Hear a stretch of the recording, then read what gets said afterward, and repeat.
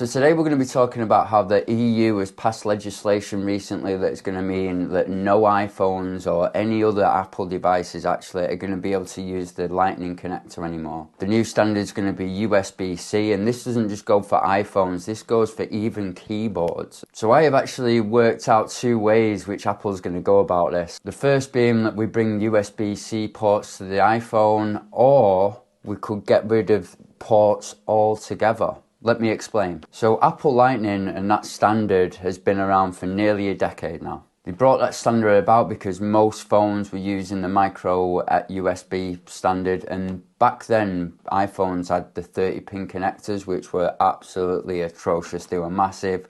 So at the time, obviously, it was a lot faster, data connection, data speeds, charging time, it was reversible.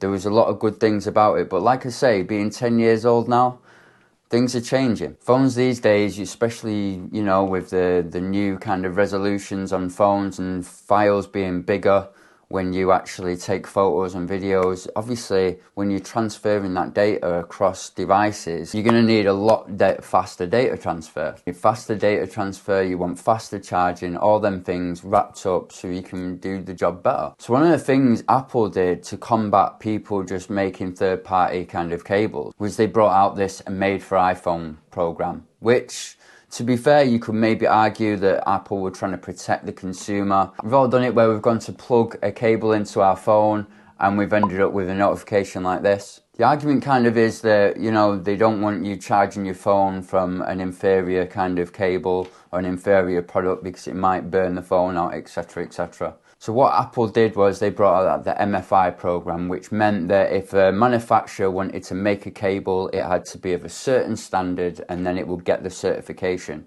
Now there's varying fees and things that I've heard about this. Some people say £4 or $4 from every single sale goes to Apple from an MFI product. And that would kind of mean if Anker made a cable for iPhone, every single cable that it sold, it would have to give Apple like £4 or 10% of the value or something like that. I've heard different things on that. What Apple would do to discourage you from using these cables, it would throttle data speeds and charging speeds, so you didn't want to use them kind of cables anymore. It kind of forced the consumer to buy one of these MFI cables, if not a cable directly from Apple. One of the big issues with moving over to USB-C is that there are a lot of third-party cables already out there. So what's being said is that if you've got a USB-C and it's third-party, that you're not going to have the same speeds, charging and data as you would if you have an MFI product. Just for instance, to kind of put you in the picture of how this will work,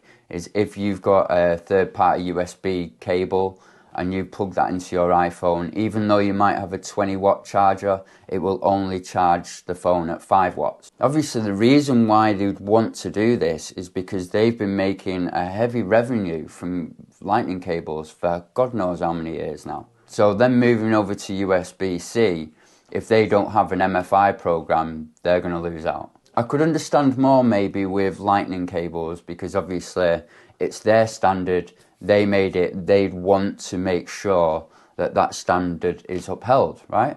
With USB-C, it's different because they didn't design the connectors, they didn't design the cables or anything like that, but they will actually still want that money. And ultimately, that gets carried down to the consumer. The consumer pays for it in the end. So if Apple go this route, I would seriously say that is a very scammish way to go about things. But there is another way that they can go about this. An Apple exec, he was pitched the question like, what are you going to do? And he said, well, we're going to obviously have to comply with this new legislation which comes in 2024. And obviously we'll have to comply. We have no choice as we do around the world to comply to local laws, but we think the approach would have been better environmentally and better for our customers to not have a government be that prescriptive. One of the ways that I'd like to see them go about this, rather than go down the MFI route, and there's some patents and stuff to kind of back this up, I think what they're going to do is actually utilise MagSafe. I think it's strange how they've kind of, over the past couple of years, they've been kind of doubling down on MagSafe, when really people are not specifically using it. So a little bit of background on this. What they did was in 2015, I believe, 2015, 2016, we had a lot bigger data transfer speed on the lightning cable. And 2018 come around, and what they did was they throttled this right down to 480 megabits per second, as opposed to like up to 40 gigabytes per second based on USB-C. Now, why would you do that? The reason why they did that, I believe, is because they wanted people to move towards AirDrop, which I use all the time. It's the best way to actually transfer data between your devices. The only problem with that is obviously you need to have an Apple ecosystem, so it entraps you. But why is this important to USB-C and Lightning? Well, let's say you're going to take the port away from the iPhone completely. You'd want a good charging standard, which is MagSafe, but also you'd want a good way of transferring information, because obviously, you know, with things being in the cloud, that's fine, but transferring things from device to device, that's a little bit different. I would say AirDrop's very good, actually, very quick, but it does rely on the network that you're using to transfer between devices. One of the patents that's out at the minute is that they're going to use the MagSafe connector on the, you know, when it's connected up with the back of the iPhone, and it's going to be able to do something with light and the exchange of light, and that will create a way of exchanging data through the MagSafe connector itself. Now, what they've actually said is that this data transfer will be faster than the 4.0 standard of USB-C. So that's over 40 gigabytes per second, which is crazy fast. So here's the thing. Apple can either go the MFI route and make a load of money, fair enough. They could probably do that. And that would probably just really miff me off. What they could do is not introduce the portless iPhone this year, but include a puck, a charging puck with every iPhone that they send out this year. So that means everybody gets used to the idea of charging the phone through the MagSafe.